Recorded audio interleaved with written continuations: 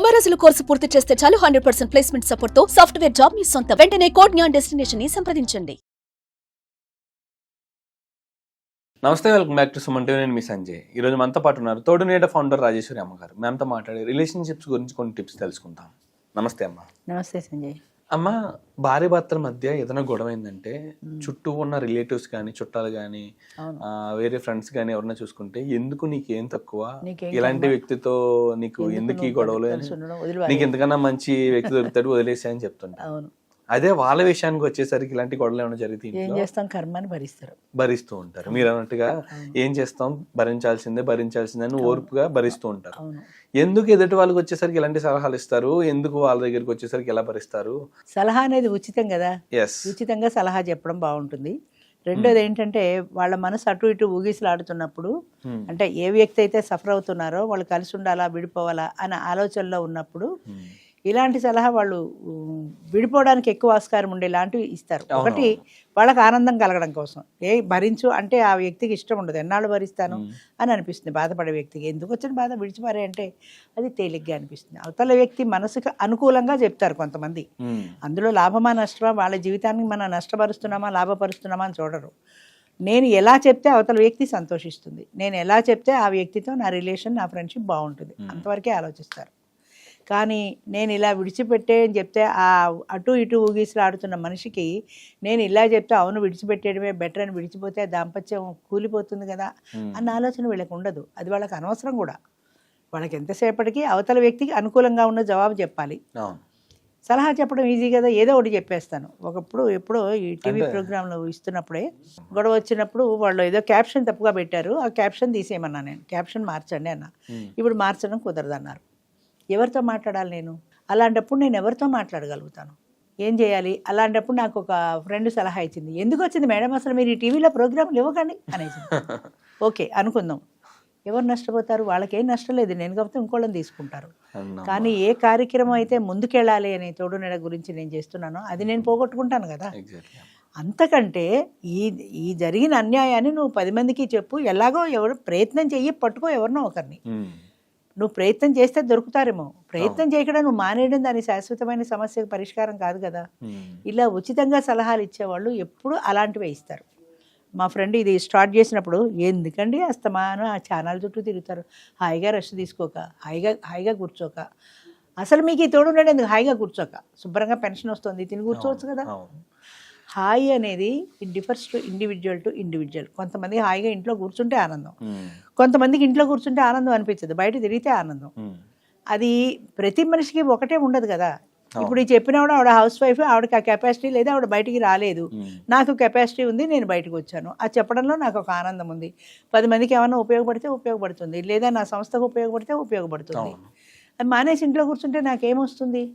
ఎందుకని హాయిగా ఇంట్లో కూర్చోక అంటే, హాయి అనేది మనిషికి మార్పు ఉందండి. కొంతమందికి ఇంట్లో ఉంటే ఆనందం, కొంతమందికి తిరిగితే ఆనందం, కొంతమందికి సినిమాకి వెళ్తే ఆనందం, కొంతమందికి హోటల్కి వెళ్తే ఆనందం. అలాగా ప్రతి మనిషి హాయిగా ఉంటే, ఇంట్లో కూర్చుంటే హాయి అని చెప్పలేం మనం. అందరికీ ఒకేలాంటి భావాలు ఉండవు కదా. అలాంటప్పుడు హాయిగా ఇంట్లో కూర్చోకూడదా అని ఎందుకు చెప్పావు నువ్వు? హాయి అనేది నీకుంది, నాకు అలా ఉండాలని లేదు కదా, నా మనస్తత్వం వేరు కావచ్చు కదా. అంచేత సలహా ఇచ్చేవాళ్ళు ఎప్పుడు కూడా వాళ్ళకి తోచని సలహా ఇస్తారు. సలహా ఇవ్వడం అనేది చాలా ఫ్రీ. అమ్మ, ఇప్పుడు ఇలాంటి సందర్భంలో ఇలాంటి సలహాలు ఇచ్చే వాళ్ళని ఎలా కనిపెట్టాలంటారు? ఇప్పుడు చూసుకుంటే సలహా ఇది అవసరం లేని సలహా, వాళ్ళ ఒపీనియన్ చెప్పారు ఒక సలహా లాగా, అంతే. కానీ ఎలాంటి వ్యక్తుల సలహాలు తీసుకోవాలంటారు, ఎలాంటి వ్యక్తుల సలహాలు తీసుకోకూడదు, అది మనకు తెలియాలి. ఇప్పుడు బయట వాళ్ళు కొంతమంది, ఇప్పుడు భార్యాభర్తల విషయం ఉంది, మీరు చెప్పారు ఎందుకు వచ్చింది విడిచిపారి, ఆ పాటి వాడు నీకు దొరకడా, వాడికంటే నీ ప్యాకేజే ఎక్కువ, నువ్వే ఎక్కువ చదువుకున్నావు, ఇలా ఏదో చెప్తారు. ఎవరో కాదు, ముఖ్యంగా అమ్మాయి పేరెంట్సే చెప్తారు. చాలా సందర్భాల్లో అమ్మాయికి ఇలాంటి సలహాలు సొంత పేరెంట్సే ఇస్తారు, అమ్మాయి తల్లిదండ్రులే ఇస్తారు. నీకేం కర్మ, వాడు తిడితే పడ్డానికి, వాడు కొడితే పడ్డానికి, నీకేం తక్కువ, వాడికంటే నువ్వే చదువుకున్నావు, వాడికంటే నీకే ప్యాకేజ్ ఎక్కువ, వాడికంటే నీకే జీతం వస్తుంది, అన్ని విధాలా వాడికంటే నువ్వు అధికంగా ఉండి వాడు బాధ్యత ఎందుకు భరించాలి అన్నప్పుడు ఆ అమ్మాయికి కూడా అనిపిస్తుంది కదా, అవును నేను ఎందుకు భరించాలి అని వెంటనే అనిపిస్తుంది, చాలా సహజంగా. ఇలా ఇచ్చే సలహా వల్ల బయట వాళ్ళు ఎలాగో ఇస్తారు, కనీసం పేరెంట్స్ కూడా అలాగే ఇచ్చినప్పుడు ఆ అమ్మాయి మనసు ఈ సలహా వైపే మళ్ళుతుంది. ఏ నా బొడ్డు చేదస్తుందో, అమ్మాయి ఏదో కోపంలో ఉన్నాడో ఆ క్షణంలో నువ్వు భరించి ఒక్క క్షణం తగ్గితే ఆ తర్వాత వాడి కోపం పోతుందేమో, నువ్వు ప్రయత్నం చేసి చూడు అని అన్నావు అనుకోండి, ఈ సలహా నచ్చదు. ఎందుకంటే అది బాగుంది, వాళ్ళు చెప్పింది తనకి బాగుంది అనిపిస్తుంది, ఓకే విడిచిపెట్టి మారేద్దాం అనిపిస్తుంది. 1 year మ్యూచువల్ కన్సెంట్తో విడాకులు తీసేసుకున్నారు, అయిపోయింది అనుకోండి. ఆ తర్వాత మళ్ళీ ఇంకో పెళ్లి చేస్తారు సపోజ్. వాడు కూడా నిన్ను ఏమీ అనకుండా పువ్వులో పెట్టి పూజిస్తాడన్న గ్యారంటీ ఉందా? వాడు నీకు కొత్తే కదా. అంత కొత్త వ్యక్తితో నీ జీవితం బాగుంటుంది అనే గ్యారంటీ లేదు కదా. వాడు ఇంతకంటే వీడు తిరిగితే వాడు కొట్టచ్చు కూడా, ఇంకో 2 దెబ్బలు కూడా వేయచ్చు. ఎటువంటి వ్యక్తి అనేది మనం చెప్పలేం కదా.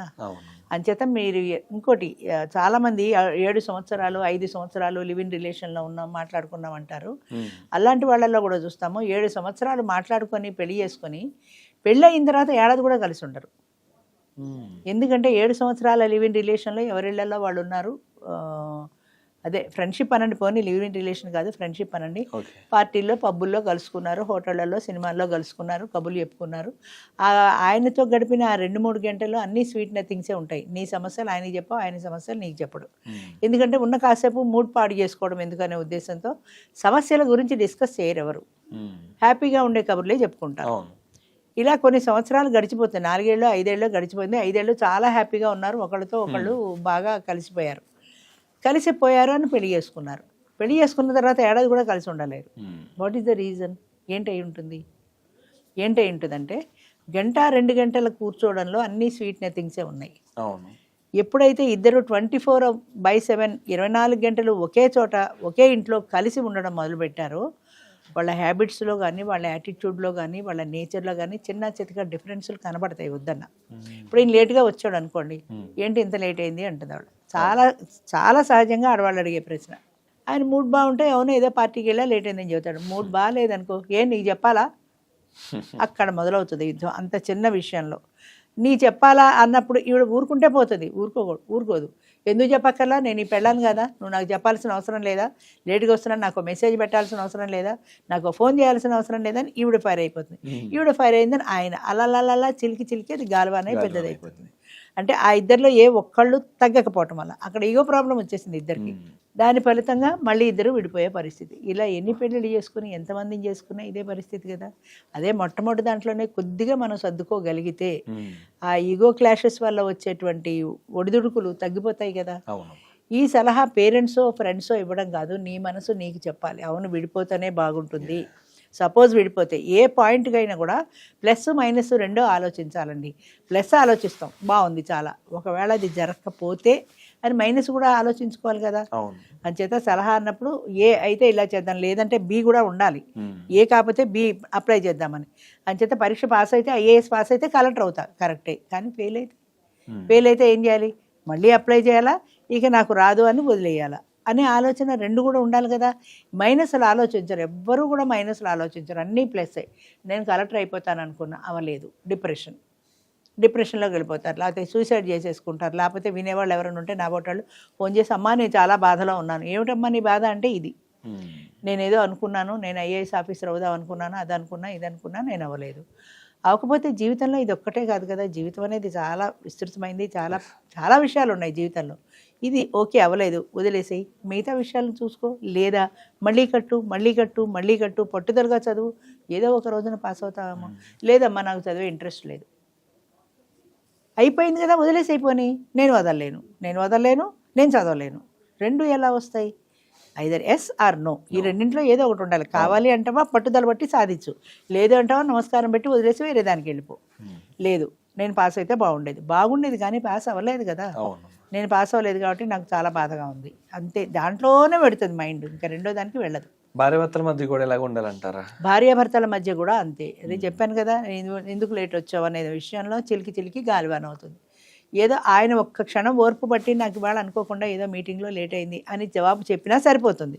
లేదా ఈవిడ కూడా ఇప్పుడు ఇంత ఇమీడియట్గా వెంటనే అడగడం ఎందుకు, తర్వాత ఏ భోజనం పెట్టినప్పుడు అప్పుడు తర్వాత అడుగుదాంలే మాటల్లో అని ఈవిడ కాస్త కంట్రోల్ చేసుకున్నా సరిపోతుంది. ఆ కంట్రోల్ ఇద్దరికీ ఉండదు, ఈవిడికి ఉండదు, ఆయనకి ఉండదు. వెంటనే ర్యాష్గా ఆయన దగ్గర నుంచి జవాబు వచ్చేస్తుంది, అంతకంటే వెంటనే ర్యాష్గా ఈవిడికి వచ్చేస్తుంది. పొద్దు నుంచి సాయంత్రం దాకా మీరు వస్తారని కూర్చున్నా నేను ఎంతసేపు ఇలా కూర్చోవాలి అంటే ఆయన ఏం చెప్తాడు? అంతే, అలాగా చిలికి గాలివాన్ అవుతాం. మెయిన్ ఏంటంటే కొంచెం సర్దుబాటు జీవితంలో. ఎవరైనా సరే ఒకళ్ళే సర్దుకోవాలంటే అలా భార్య సర్దుకోవచ్చు, భర్త సర్దుకోవచ్చు.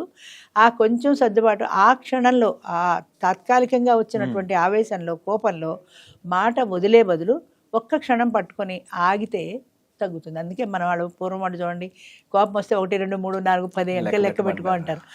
అది ఆ తీవ్రత తగ్గుతుంది. ఎందుకు? రేపు అడుగుదాంలే అనుకుంటే ఇంత కోపం రేపు ఉండదు, తగ్గిపోతుంది అది. అంచేత దాన్ని తగ్గించుకునే ఇది చేయాలి. ఈగోలు ప్రధానంగా పెట్టుకోకూడదు ఇద్దరు కూడా. అలా ఉంటేనే ఏదైనా హెచ్చు తగ్గులు ఉంటే మేనేజ్ చేసుకోగలుగుతారు. అంతేకాకుండా ఇప్పుడు మీరు చెప్పినట్టుగా ఇలాంటి సలహాలు ఇచ్చేవాళ్ళు ఉన్నారనుకోండి, ఏది నీకేం తక్కువ, హాయిగా వదిలేసి నువ్వు సుఖంగా ఉండొచ్చు కదా అని. ఆయన వదిలేస్తే ఇప్పుడు సుఖంగా ఉంటుందనే గ్యారంటీ లేదు. మీరు సలహా ఇచ్చేశారు, కానీ ఆవిడకి ఏదో ఆయనతో కలిసి ఉన్న స్వీట్ మెమరీస్ ఏదో గుర్తొస్తే జీవితాంతం బాధపడాలి. లేదా కొత్త వ్యక్తిని పెళ్లి చేసుకుంటే వాడు సరైన వ్యక్తి కాకపోయినా బాధపడాలి. అంచేత వదిలేయి అనే ముందు మనం ఒక్కసారి ఆలోచించుకోవాలి. వాడేదో కూర్చోబెట్టి సలహా ఇచ్చారు, మనకి ఎంతవరకు అది ప్రాక్టికల్గా అప్లికబుల్, వదిలేస్తే వచ్చే పాయింట్స్ ఏంటి, సుఖం ఏంటి, నష్టం ఏంటి, వదలకుండా ఇక్కడే ఉంటే వచ్చే సుఖం ఏంటి, నష్టం ఏంటి అని బేరీ చేసుకోగలగాలి. ఆ విచక్షణ ఏ వ్యక్తికి అయితే ఈ సమస్య వచ్చిందో వాళ్ళకు ఉండాలి. మెయిన్ సలహాలు చాలామంది చెప్తారు, చాలా రకాలుగా చెప్తారు, మంచి చెప్తారు, చెడ్డ చెప్తారు. ఇవేవీ కాదు, నీ మనసు నీకేం చెప్తోంది. ఒకవేళ ఆవేశంగా విడిచిపెట్టేద్దామని చెప్తుందా, విడిచిపెట్టేద్దామని చెప్తే నీకు వచ్చే నష్టం ఏంటి, లాభం ఏంటి, అది బేరీ చేసుకుని ప్రశాంతంగా ఆలోచించుకుని నిర్ణయం తీసుకుంటే ఇన్ని సమస్యలు రావు. థ్యాంక్ యూ అమ్మా, thank you very much. Suman టీవీలో మీ పర్సనల్ అండ్ బిజినెస్ ప్రమోషన్స్ కోసం కింది నెంబర్కి కాంటాక్ట్ చేయండి.